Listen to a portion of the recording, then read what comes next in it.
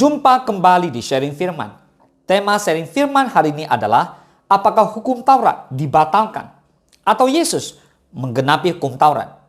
Mari kita baca bersama-sama firman Tuhan di Matius 5 ayat 17 dan 18. Janganlah kamu menyangka bahwa aku datang untuk meniadakan hukum Taurat atau kitab para nabi. Aku datang bukan untuk meniadakannya, melainkan untuk menggenapinya. Karena aku berkata kepadamu, sesungguhnya selama belum lenyap langit dan bumi ini, satu iota atau satu titik pun tidak akan ditiadakan dari hukum Taurat sebelum semuanya terjadi. Boleh katakan amin? Nah saudara, janji keselamatan Allah kepada umat terpilih yaitu bangsa Israel pada zaman perjanjian lama. Sebelum Musa ditunjuk Allah untuk menuntun mereka keluar dari tanah perbudakan di Mesir menuju tanah perjanjian oleh bangsa Israel, dirasakan waktu itu masih samar-samar. Meskipun janji Allah harus disertai dengan aturan-aturan atau hukum-hukum bagi bangsa Israel untuk ditaati. Semua janji itu masih juga belum terpenuhi secara nyata. Allah memenuhi janji-janjinya melalui proses waktu. Janji Allah itu akhirnya sungguh terpenuhi dengan kedatangan Mesias sebagai pembebas bangsa Israel. Beberapa nabi yang menubuatkan kedatangan Mesias adalah Mika, Daniel, dan juga Yesaya.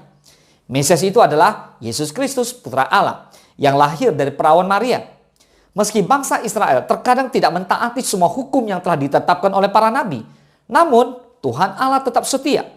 Sengsara, wafat, dan kebangkitan Kristuslah yang menggenapi hukum Taurat. Boleh katakan amin? Yesus Kristus adalah Mesias yang menggenapi hukum Taurat dan kitab para nabi.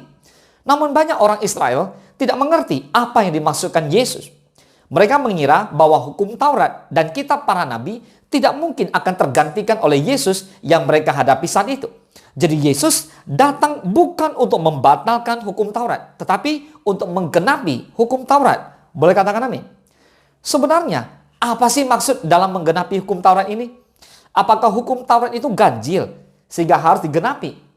Apakah ada yang kurang dengan hukum Taurat? Hukum Taurat merujuk pada 5 kitab di perjanjian lama.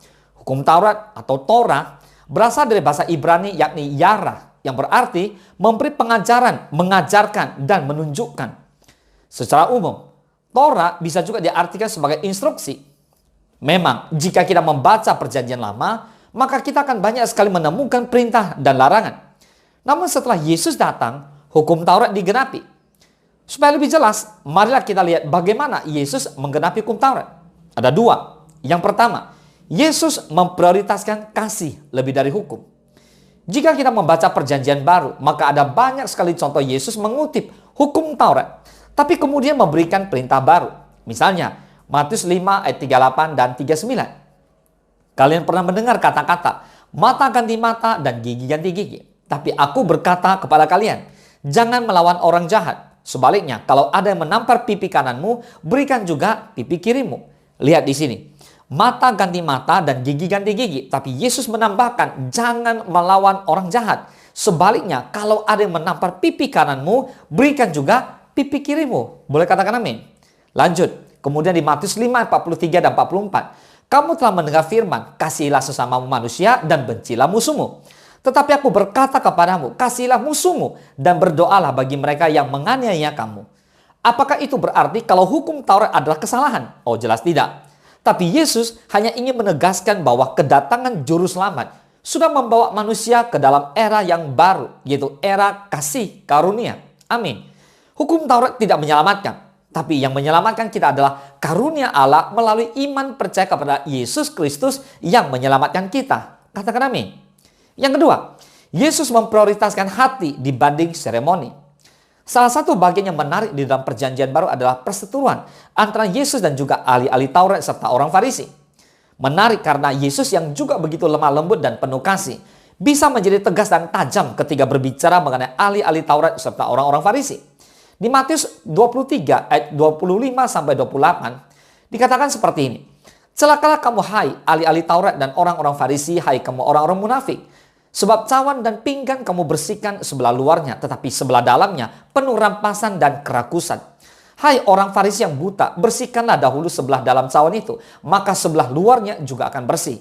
Celakalah kamu, hai ahli-ahli Taurat dan orang-orang Farisi, hai kamu orang-orang munafik, sebab kamu sama seperti kuburan yang dilabur putih, Yang sebelah luarnya memang bersih tampaknya, tetapi yang sebelah dalamnya penuh tulang belulang dan pelbagai jenis kotoran. Demikianlah jugalah kamu, di sebelah luar kamu tampaknya benar di mata orang, tetapi di sebelah dalam kamu penuh kemunafikan dan kedurjanaan.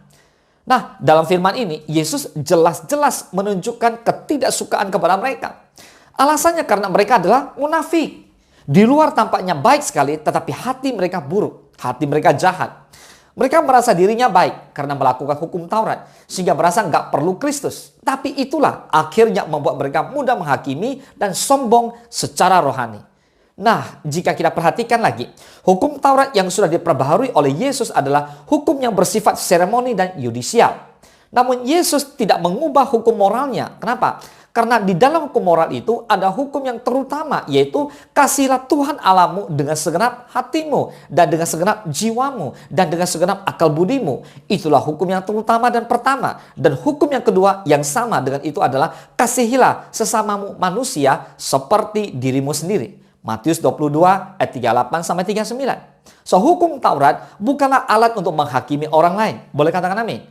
Dengan hukum Taurat, kita harusnya disadarkan bahwa sekalipun kita bisa memoles penampilan luar begitu rohani, tapi hati kita tanpa Yesus tetaplah kotor. Jadi kita butuh Yesus untuk tinggal di dalam hati kita dan menembus dosa kita. Kita butuh Roh Kudusnya untuk menginsafkan kita dari dosa dan mengingatkan kita untuk hidup benar. Katakan amin. Tuhan Yesus memberkati.